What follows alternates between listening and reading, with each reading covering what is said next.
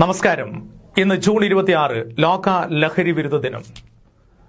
അജ്ഞതയിലൂടെ ലഹരിയുടെ കെടുതികളിലേക്ക് വീണുപോവാതെ ലോക ജനതയെ സംരക്ഷിക്കുവാനും അതുവഴി ഫലപ്രദമായി മാഫിയകളുടെ പ്രലോഭനങ്ങളിൽ നിന്നും ജനതയെ സമർത്ഥമായി തടയിടാനും ലഹരി വിരുദ്ധ ബോധവൽക്കരണ പ്രവർത്തനങ്ങൾ കൊണ്ട് സാധ്യമാവും എന്നുള്ളത് ഒരു വസ്തുതയാണ്.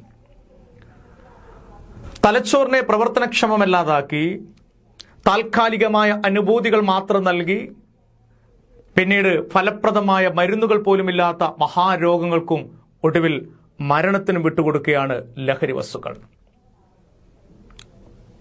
സാംക്രമിക രോഗങ്ങൾ മനുഷ്യ ജീവിതത്തെ തടവിലാക്കിയിരിക്കുന്ന പുതിയ കാലക്രമത്തിൽ മനുഷ്യന്റെ സ്വാഭാവികമായ പ്രതിരോധശേഷിയെ ലഹരി വസ്തുക്കളുടെ ഉപയോഗം മൂലം നഷ്ടപ്പെട്ടു പോകുമെന്നുള്ളതും ഒരു വസ്തുതയാണ്. ലഹരി വസ്തുക്കളുടെക്കിടയിൽ പലപ്പോഴും അകപ്പെട്ടു പോകുന്നത് വിദ്യാർത്ഥികളും യുവജനങ്ങളുമാണ്. ഈ കാര്യത്തിൽ ഇവർക്ക് വേണ്ടത്ര പരിജ്ഞാനമോ അറിവോ ഇല്ല എന്നുള്ളതും ഒരു വസ്തുതയാണ്.